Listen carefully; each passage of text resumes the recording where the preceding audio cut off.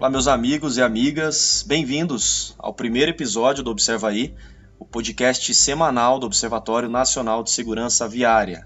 O objetivo do Observa Aí é trazer sempre as principais notícias da semana e também assuntos e projetos mais específicos aqui do Observatório.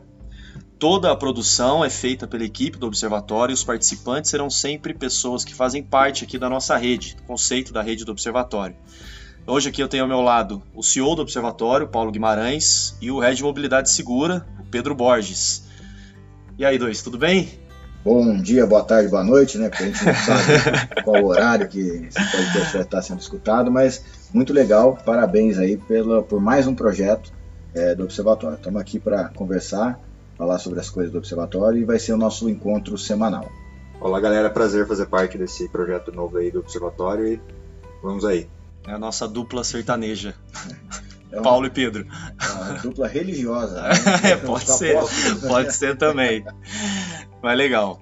Então, para esse primeiro episódio, hoje nós vamos trazer aqui um balanço dos 100 dias do Observatório, esse novo momento do Observatório, então os primeiros 100 dias desse ano. É o Observatório que está vindo agora com uma nova marca, novas plataformas digitais, um novo relacionamento aí com a nossa rede. Inclusive a gente está fortalecendo esse conceito de rede aqui do Observatório. Aliás, né, a gente, além dos 100 dias do Observatório, nós vamos trazer também aqui, dar uma pincelada no Maio Amarelo desse ano, né, no lançamento. Lembrando que, excepcionalmente nessa semana, nós teremos uma edição especial do Observa Aí, tratando exatamente e somente do Maio Amarelo. Gostaria de lembrá-los também que, assim como nos outros anos, esse ano todo o material produzido para a campanha do Maio Amarelo já foi feito, está disponível de graça, então quem quiser pode baixar os materiais e utilizá-los.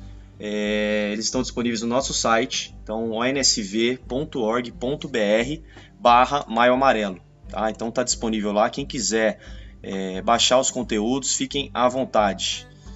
Bom, antes de entrar nos assuntos principais de hoje, gostaria de trazer aqui algumas notícias, né, das últimas semanas, né, e para que o Paulo e o Pedro possam comentar aí com a gente. A gente iniciou, dentro aí desse novo formato, desse novo momento do Observatório, nós iniciamos agora uma série de webinars e lives pelo Observatório, e a primeira delas foi um webinar de excesso de velocidade em ambiente urbano, conduzido pelo Pedro, né, nosso Head de Mobilidade Segura. Eu queria entender um pouquinho como foi essa webinar e os próximos passos aí, a agenda do Observatório com o webinar. Então, o webinar que teve esse título, Excesso de Velocidade em Ambiente Urbano, ele foi uma grande iniciativa de divulgação da ciência e da tecnologia, principalmente partindo dos estudos produzidos juntamente com a Universidade Federal do Paraná. Então, nesse webinar a gente trouxe evidências e discussões relacionadas à prática do excesso de velocidade em ambiente urbano, utilizando o estudo de caso da cidade de Curitiba, na capital do estado do Paraná. Então, a gente trouxe aspectos como hierarquia viária, uso do solo, desenho viário, que foram abordados assim, associando o conhecimento teórico e as evidências até então levantadas no cenário local. A gente trouxe alguns convidados para participar dessa discussão. Então a gente teve o Diego Hoffman, que é diretor de tecnologia da ABTrans, que é a Associação Brasileira das Empresas de Engenharia de Trânsito, trazendo uma visão, digamos, mais técnica sobre a parte de fiscalização do excesso de velocidade. A gente teve como convidado também o Flávio Soares, que é gerente de projetos da Ciclocidade, a Associação dos Ciclistas Urbanos de São Paulo, trazendo mais essa visão também dos usuários mais vulneráveis ao excesso de velocidade, que são os ciclistas. E também a gente trouxe o Gustavo Garret, que é gerente de Programas de Segurança Viária da Secretaria Municipal de Defesa Social e Trânsito de Curitiba, Paraná, assim também trazendo esse viés mais administrativo e do poder público de Curitiba. Então, juntamente comigo, o professor Jorge Thiago Bastos, que ele é professor do Departamento de Transportes da Federal do Paraná e também é membro do Conselho Deliberativo do Observatório, e a Louise Furman, que é a nossa estagiária de Engenharia Civil aqui do Observatório. Nós três apresentamos alguns estudos que envolveram principalmente esse assunto do excesso de velocidade no ambiente urbano. Então, dentro desses trabalhos, estão incluídos alguns trabalhos de conclusão de curso, artigos apresentados em artigos apresentados em congressos e também artigos publicados em revistas científicas. Todos esses produções acadêmicas são produtos do acordo de cooperação técnica entre a Federal do Paraná e o Observatório. É isso. Eu ia até perguntar para o Paulo, você já encerrou a sua fala citando isso, mas exatamente sobre os acordos de cooperação, dessa relação do Observatório com as entidades, com as instituições de ensino para esse tipo de acordo. Bom, só vou dar uma quebradinha na pauta aqui, só para fazer alguns esclarecimentos. Esse é o nosso primeiro podcast, então a gente está meio nervoso aqui na bancada. E o Pedro é engenheiro civil, mestre em planejamento urbano, já foi estagiário aqui no Observatório. Eu estou sentindo que ele está com um pouquinho meio de errar aqui, né? Eu estou sentindo nervoso. Fica à vontade, Pedro. Aqui estamos entre amigos, né, Pedro? Isso. Mas só para entender um pouquinho, né?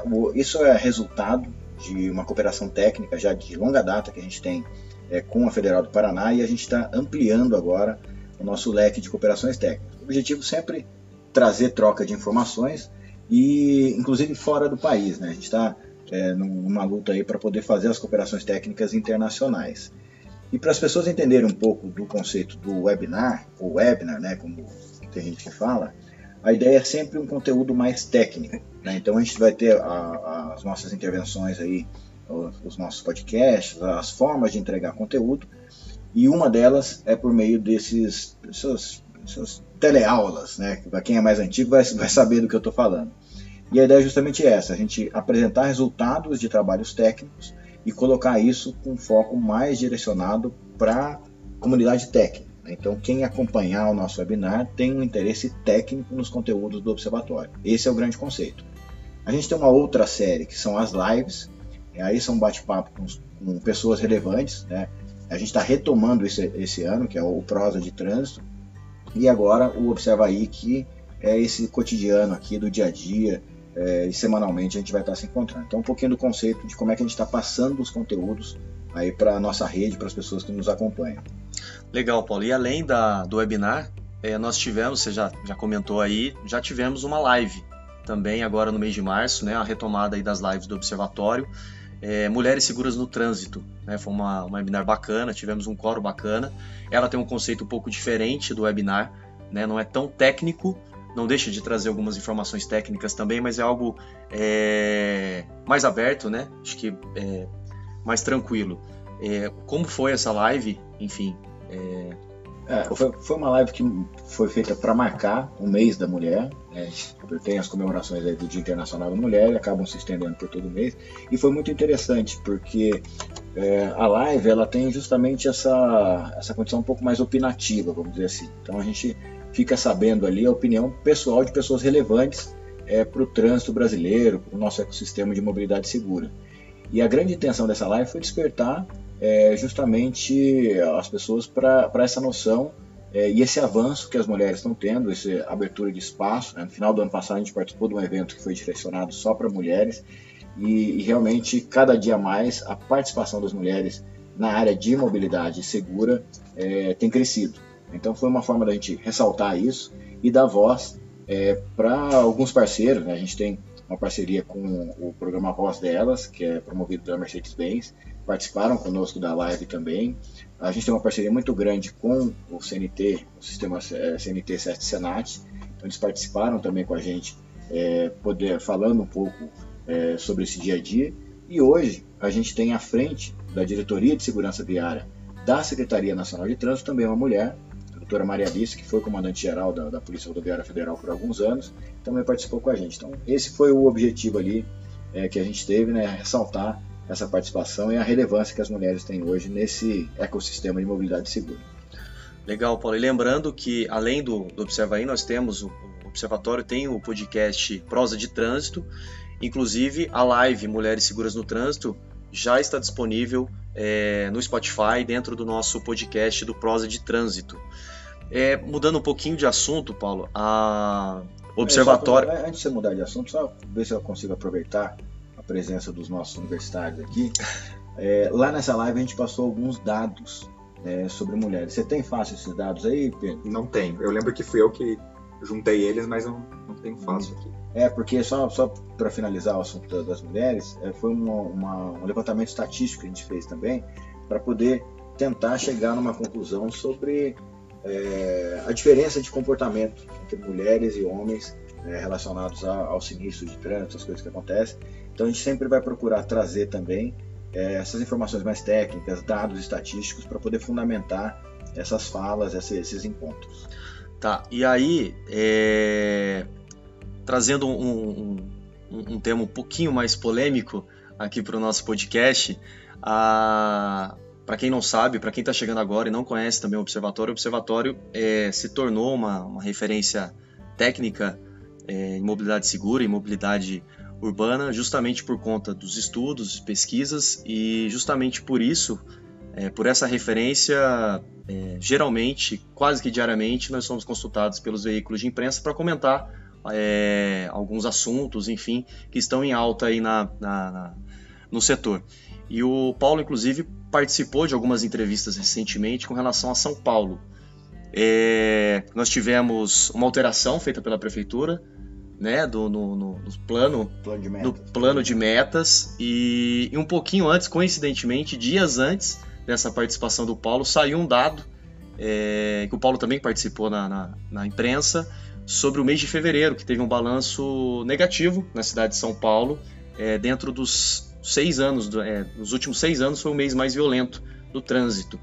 E aí, coincidentemente, nós tivemos, né, dias após aí essa notícia, esse balanço divulgado pelo Infociga, essa decisão aí da Prefeitura. Eu queria que o Paulo trouxesse um pouquinho sobre esse assunto. Até para as pessoas entenderem o que a Prefeitura tinha até então. Dentro do seu plano de metas, foi um plano de metas que foi estabelecido pelo ex-prefeito falecido Bruno Covas. E aí, o que é um plano de metas? É tudo aquilo que você está se comprometendo a entregar ou atingir com a população. É o anexo 1 do seu contrato, enquanto político, com a população. E o que aconteceu? Lá existia, São Paulo, vou tentar lembrar dos números agora, mas São Paulo está com alguma coisa em torno de 6,9 mortos para cada 100 mil habitantes. Isso é um índice que é utilizado internacionalmente e é o que a gente usa para poder comparar. Tá certo que tem desvios, tem outras características que precisam ser avaliadas, mas é uma referência mundial que a gente tem para avaliar a segurança no trânsito em municípios, em comunidades. E tinha uma meta de reduzir, durante um determinado período, de 6,9 para 4,6 mortos por 100 mil veículos. E é uma meta muito interessante. Tem algumas cidades que já atingiram essa meta aqui no Brasil, então é uma meta possível. E isso estava colocado lá no plano de metas, junto com um monte de outra coisa lá, outras coisas que eles estavam se comprometendo. Qual foi a revisão que foi feita agora? E para nossa tristeza, à véspera do Maio Amarelo, a gente tem uma notícia dessa. Eles tiraram a meta. Então não tem mais meta do ponto de vista de indicador final. Eles não estão se comprometendo mais em reduzir os índices de mortos por população, por 100 mil habitantes, a um determinado patamar. Eles estão se comprometendo a desenvolver 18 grandes ações para poder reduzir os mortos no trânsito. E isso não é uma meta. Ficou algo genérico. Ficou algo genérico. Meta é compromisso com resultado, não é compromisso com ação. Uma meta aqui, para as pessoas entenderem um pouco. Eu tenho a meta de construir uma casa em 6 meses. Essa é a minha meta. Eu preciso entregar uma casa em 6 meses. A minha meta não é ficar levantando parede, fazendo as coisas aqui para ver o que dá. Então, as ações são o caminho. A meta é o destino. E isso, para mim, foi uma coisa assim, absolutamente de falta de transparência. E até as pessoas perguntaram por que isso foi feito. Eu imagino que isso foi feito por um descolamento entre a equipe técnica e a equipe gestora política. Porque a CT São Paulo é referência nacional, até internacional, né? É uma das se não for a mais bem estruturada companhia de engenharia de tráfego da América Latina. E quem não está querendo se comprometer com o resultado é o político. Então eu acho que houve esse descolamento. Pedro, até aproveitando o Pedro aqui, 4,6 mortos por 100 mil habitantes. É possível? A gente já tem isso no Brasil? Eu não tenho de cabeça número em outras cidades do Brasil, mas sim é possível. E até pensando numa redução, digamos, pela metade das mortes no trânsito em 10 anos, é importante a gente sempre lembrar que a meta de redução do índice de mortes por 100 mil habitantes, a gente tem que considerar também um aumento populacional em 10 anos da cidade. Então você ter uma redução no índice também já considera o aumento populacional, que então essa redução acaba sendo, digamos, uma redução até, digamos, significativa para uma cidade tão grande, tão populosa como São Paulo. É claro que é muito preocupante na questão da gestão da segurança viária você tirar uma meta de redução de mortes ou redução de sinistros ou até redução de feridos. Então, digamos que o estabelecimento de metas de resultado final, elas são os pilares da gestão da segurança no trânsito.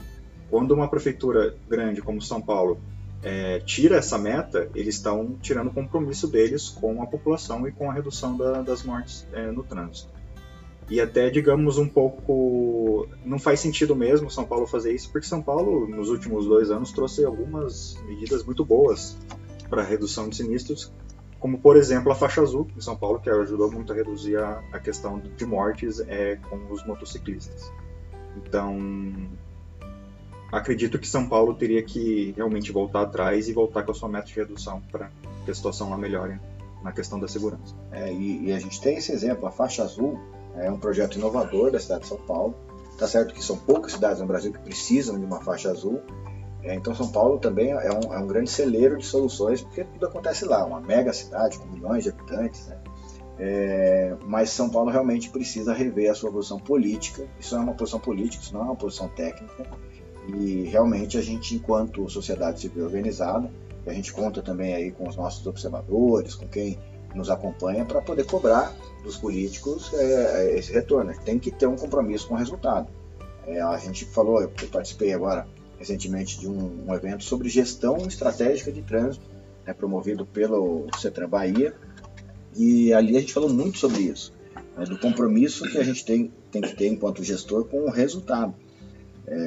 Então, assim, para fechar esse assunto, São Paulo, na nossa opinião, tem que rever a sua posição. Paulo, continuando um pouco nesse assunto, não tem como eu ouvir o que eu ouvi de vocês aqui e não lembrar de algo que acabou de sair do forno aqui do Observatório, que é o livro do Penatrans, o papel dos municípios. O Pedro, inclusive, é coautor, e o livro traz justamente isso, né, Pedro? Exatamente. Um dos maiores capítulos do livro, e o assunto mais importante dele, é o estabelecimento de metas de redução de mortes no escopo municipal. Então, em vez de, no lugar dos municípios seguirem uma meta, digamos, mais global, entre aspas, que é a redução pela metade em 10 anos, a gente, no livro, estabelece métodos de levantamento de indicadores de desempenho de segurança viária e como usar esses indicadores para fazer metas mais personalizadas para cada município do Brasil. A gente acabou de falar aqui que São Paulo é uma cidade muito particular, tem suas características muito diferentes de outros municípios do Brasil.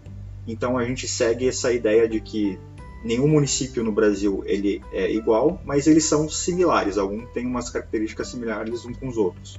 Então com isso a gente consegue fazer um benchmarking, ou seja, comparar esses municípios que têm características de segurança similares e estabelecer metas de redução que sejam compatíveis com as características desses municípios.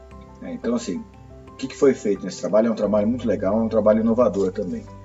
Quando o Brasil se compromete com as metas da ONU, meio que passa uma régua igual para todo mundo. O país precisa atingir essa meta. E a forma que o Penatrans trouxe essas metas... O que é o Penatrans? O Penatrans é o Plano Nacional de Redução de Mortes e Lesões no Trânsito. Então o Brasil assinou um compromisso com a comunidade internacional, com a ONU, de reduzir 50% a projeção de mortos até 2030. Era 2020, a gente não conseguiu, foi para 2030. E esse é o compromisso brasileiro, foi retratado numa lei nacional, uma lei brasileira, que é o Penatrans. E o Penatrans, quando estabelece essas metas, ele deixa um pouco solto na responsabilidade dos conselhos estaduais de trânsito, que são os órgãos consultivos normativos no âmbito do Estado, para esses órgãos estabelecerem metas, só que isso não chegou no nível municipal. Então, qual foi o trabalho que foi feito pelo professor Pedro e professor Tiago? Um trabalho, primeiro, de clusterização, ou seja, o que a gente tem de indicador de desempenho de segurança viária disponível? Tem esse, aquele outro. Então foi criado aí uma cesta de indicadores para chegar num indicador único de cada município. Então esse é o primeiro item de inovação desse trabalho. E o segundo item de inovação é rebater isso, né, e criar essa clusterização. Então a gente vai estar juntando os municípios que têm essas características semelhantes, porque nem todos precisam reduzir 50%. Usando o exemplo do dia a dia também. Quem está mais gordinho, na hora de emagrecer é mais fácil.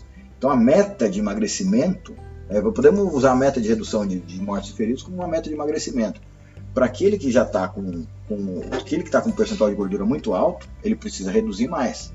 Ele tem que fazer mais ações, ele vai ter que mudar a sua alimentação, ele vai ter que entrar numa academia que ele não faz hoje. O cara que já está dentro de um percentual de gordura adequado, ele não tem muito mais o que fazer.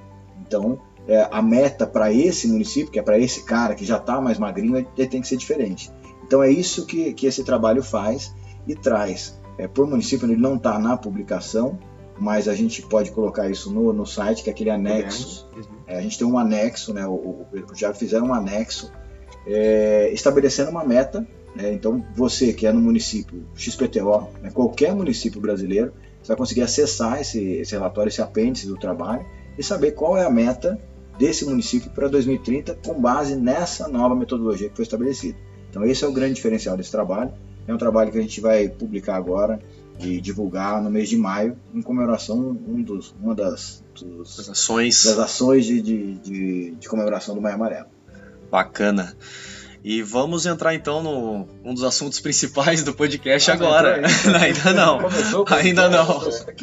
Ainda não. Eu queria que o Paulo trouxesse um pouco sobre esses primeiros 100 dias do Observatório em 2023, desse novo momento do Observatório. Uhum. Estava na pauta? Esse estava na pauta. Todo o resto que a gente já falou, não. O Observatório está vivendo um momento de transformação, e a gente está fazendo essa transformação bem profunda, vamos dizer assim. Então, o que aconteceu? O Observatório surgiu em função da primeira década mundial de ações, que era 2011 a 2020. Ele foi fundado pelo José Aurélio Ramalho, que hoje é presidente do Conselho Deliberativo, com essa função, né? Ele, mais ou menos, é lógico que ele não foi criado para isso, mas teoricamente ele teria uma vida de 10 anos. Né? Teoricamente, o primeiro grande trabalho herculano, como é que fala o trabalho de Hércules? Aí você forçou. Isso não estava na pauta, Paulo. Hercúleo. O primeiro trabalho hercúleo era trazer o Brasil para um patamar de segurança melhor e cumprir as metas estabelecidas pela ONU. E depois a gente teria um trabalho de manutenção. A gente não conseguiu fazer isso, né? A gente, quando eu falo, a gente Brasil, então renovou-se a década mundial para 2030. E nessa renovação, alguns elementos diferentes foram trazidos entre a primeira e a segunda década. Qual que é o principal? Na primeira década a gente falava muito de modal. Então a gente tinha ações para melhorar a segurança lá dos automóveis, tinha ações para melhorar a segurança das motocicletas, a gente olhava muito para modal. Hoje, a gente enxerga, né, a nova década ela traz a mobilidade como um conceito que não existia lá em 2011, né, esse conceito de mobilidade, que é uma mobilidade integrada. Né, eu faço parte do meu percurso a pé, depois eu pego um transporte público e um carro por aplicativo, por exemplo. A minha jornada ela é multimodal. Então foi isso que a segunda década trouxe diferencial. Ela olha para a pessoa e para os deslocamentos das pessoas. Esse foi um primeiro grande diferencial. O segundo grande diferencial, o conceito de visão zero. Isso já está sendo trabalhado já na Europa há bastante tempo, surgiu na Suécia. E o que é o conceito de visão zero? É zero vítimas. A gente reconhece que nunca a gente vai se livrar do sinistro, os sinistros vão continuar acontecendo, mas a gente precisa trabalhar para que esse sinistro não gere vítimas. Esse é o grande conceito. Paulo, te cortando um pouquinho, pode ser que tenham pessoas aí que estejam nos ouvindo e não saibam o que é um sinistro. O que é um sinistro, Pedro? Sinistro, aquele cara que está com medo, o trem fantasma lá do Play Center. O que é um sinistro? É um personagem, Pedro? Um sinistro, antigamente era conhecido como acidente de trânsito, só que foi debatido por muito tempo mudar a palavra acidente para sinistro, porque acidente, digamos, ele traz uma impressão que é algo que acontece por acaso, mas não.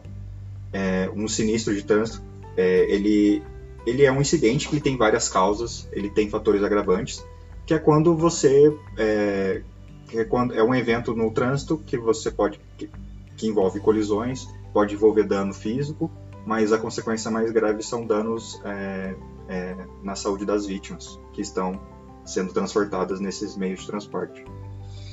O acidente virou sinistro. Esse é o resumo. Só voltando um pouco mais atrás, lá na final da década de 20, década de 30, quando o automóvel se popularizou, era uma peça que não existia no ambiente urbano. E de repente a gente teve aquele boom automobilístico.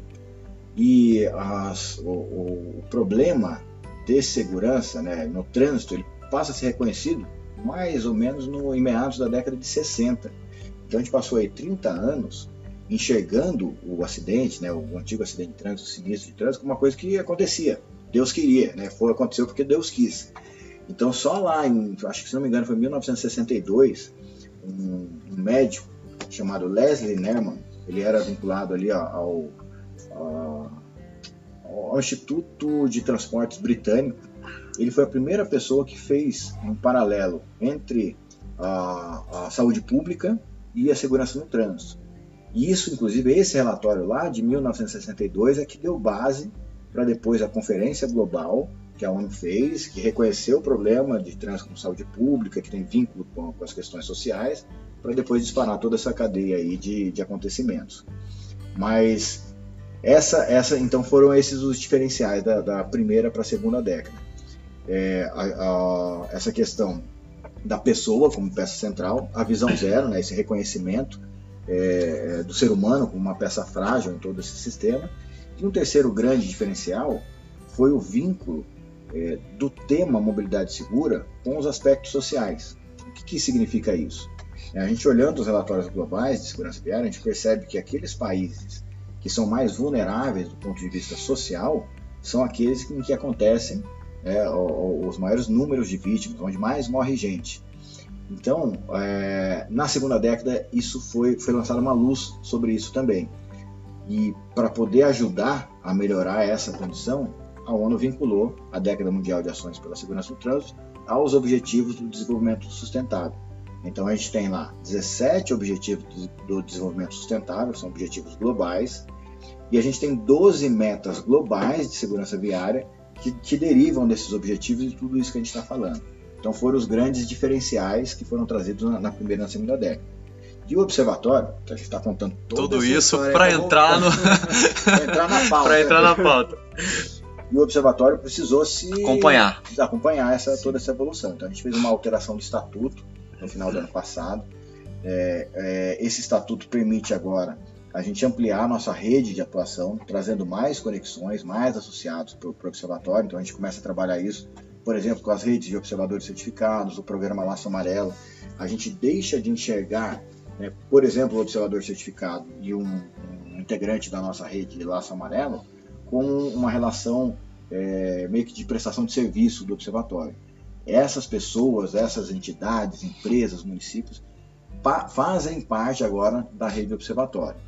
E a forma de gestão do observatório também foi modificada a partir dessa mudança de estatuto. Então a gente não tem mais uma diretoria eleita, como era antes, a gente tem um conselho deliberativo que é eleito por uma assembleia. Esse conselho tem a responsabilidade de direcionar estrategicamente o observatório, junto com outros integrantes da nossa rede, como por exemplo os mantenedores, que hoje tem um conselho que está sendo formado pelos mantenedores, um conselho consultivo, e a gente aqui é a equipe executiva. A gente precisa ter essa responsabilidade de pegar essas novas diretrizes, esse novo momento e executar isso. E aí passa por uma revisão de marca, um reposicionamento da marca. A gente usava muito a cor amarelo e preto, que tinha a ver com sinalização. A gente passa a usar agora as cores da régua da década, que trazem uma humanização. A cor verde, por exemplo, que a gente está, na medida do possível, adotando como cor principal do observatório, é a cor que remete ao usuário seguro. Então, toda essa modificação está sendo feita, passa pela modificação do site, já tem um portal novo. Então, todas essas mudanças estão acontecendo por conta dessa mudança de diretriz que foi definida globalmente. Bacana. Eu queria perguntar para o Pedro também o que ele está achando desse novo momento do observatório, visto que o Pedro já trabalhou no observatório antes né? E chegou agora em 2023 também para o Observatório. Eu e o Paulo, né? Nós ambos tivemos contato com as duas eras aí do Observatório, as duas décadas. Mas meu primeiro contato com o Observatório foi em 2018, quando eu estava na minha graduação em Engenharia Civil na Universidade Federal do Paraná. Eu fui contratado como estagiário de pesquisa aqui, junto com para trabalhar no acordo de cooperação técnica, que já existia naquela época, entre a Federal do Paraná e o Observatório. Então, lá foi meu primeiro contato na área mais aplicada de segurança viária, na área de pesquisa, análise de dados e produção de trabalhos acadêmicos. Então, eu me mantive como estagiário em 2018 e 2019, que foram meus 2 últimos anos de graduação. E lá eu conheci o professor Jorge Thiago Bastos, que agora é nosso membro do Conselho Deliberativo. E também tive a oportunidade de conhecer o antigo presidente, que é o José Aurélio Ramalho. Legal. Então, aproveitando aqui o assunto, para quem ainda não conhece o Observatório, ou para quem já conhece, mas não está por dentro ainda das novidades, acesse o nosso site, naveguem por lá, e também nas nossas redes sociais, né? O Observatório está presente aí nas principais redes, então Instagram, Facebook, LinkedIn. Acessem e fiquem por dentro aí das novidades do Observatório.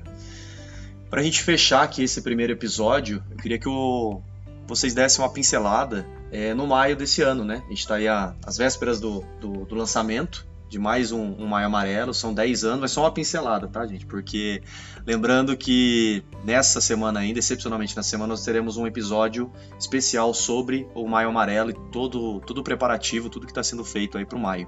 Mas como é que estão aí os preparativos, data de lançamento, enfim, expectativas? Antes da gente falar um pouco dessa pincelada, defina a pincelada.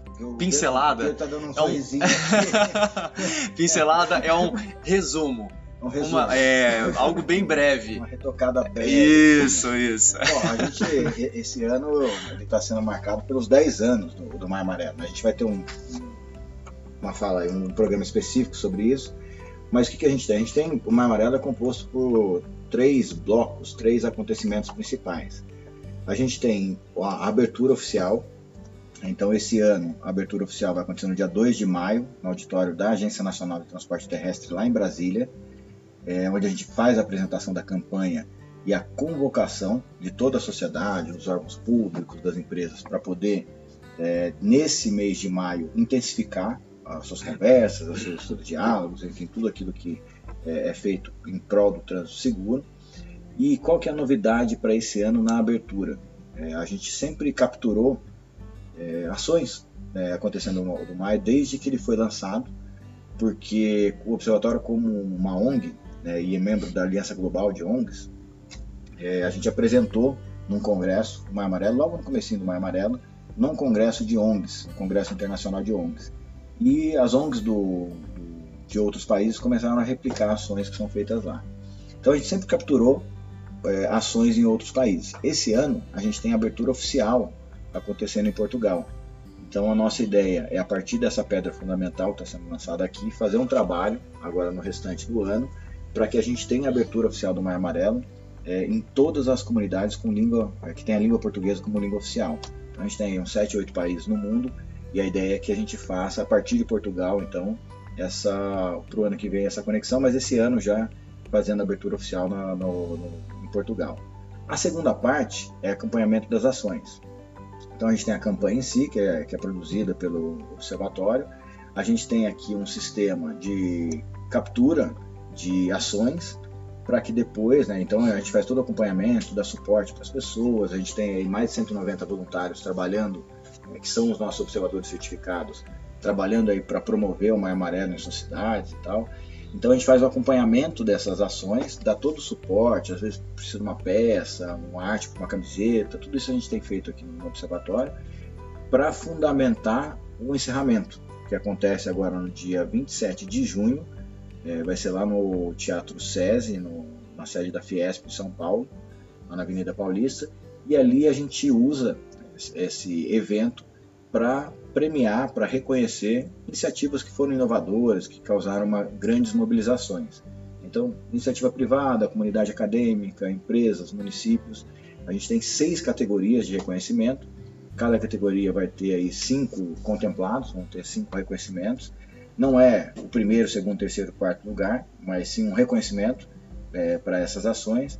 Então a gente encerra esse ciclo do Maio agora, esse ano, dessa forma, com esses 3 blocos de ações aí, de conjuntos de coisas que vão ser feitas. Bacana. Então, fiquem atentos aí às nossas redes. Foi boa a pincelada? Foi boa a pincelada. Foi uma pincelada longa. Foi uma pincelada longa. Mas fiquem atentos aí nessa semana. Nós teremos aí um episódio, como eu falei, específico aí sobre o Maio. Bom, passou rápido, hein? Passou rápido? Passou rápido. A pincelada foi... passou rápido. Eu gostaria de agradecer aos dois, ao Pedro e Paulo, por esse primeiro episódio, por essa participação, esses apontamentos valiosos dos dois, e me despedir dos dois. Valeu, Pedro. Valeu, Paulo. Valeu. Não querem falar nada, não? Por hoje é só, pessoal. Por hoje é só? Não, mas legal, a gente se encontra aí toda semana, vai ser o nosso encontro semanal. Aproveitem, mandem aqui pra gente assuntos que vocês queiram falar, queiram ouvir do Observatório também. A gente está começando, então a gente não tem um modelo definido, e junto com vocês aí que nos escutam, vocês que fazem parte da nossa rede, a gente vai construindo esse modelo. Muito bom participar e até a próxima. Para adicionar a fala, também peço feedback. Muito legal ter o retorno aí da audiência, de toda a rede do Observatório que acompanha nossos trabalhos. Obrigado pelo convite. Valeu, dupla. Então, lembrando aí a todos, né, os materiais do Maio Amarelo já estão disponíveis no site do Observatório. Acessem www.nsv.org.br/Maio Amarelo. Todos os materiais estão disponíveis lá gratuitamente. Baixem, fiquem à vontade. Lá tem um espacinho também para quem quiser inserir a logo, enfim, da instituição que pertence, pode colocar, e fiquem à vontade. Tá? Vocês nos ajudam muito com a divulgação do Maio. Esse foi o primeiro episódio, então, do Observa Aí. A gente espera que quem está nos ouvindo aí tenha gostado. Esse é um podcast para pessoas que, assim como nós, também se preocupam em tornar o trânsito mais seguro, que seja um ambiente harmônico entre todas as pessoas. Eu gostaria aqui de fazer um agradecimento especial para toda a nossa rede, então aos mantenedores do Observatório, Anfávia, CNT Sesc Senat, Mobilidade Estadão, Raizen, Uber, Única, Vibra, 3M, aos mais de 450 observadores certificados, a todas as empresas, prefeituras e entidades Laço Amarelo e as que aderiram ao Educa, além das instituições de cooperação técnica que nos ajudam, principalmente nos estudos e pesquisas do Observatório. Valeu, pessoal, até o próximo episódio. Valeu! Valeu!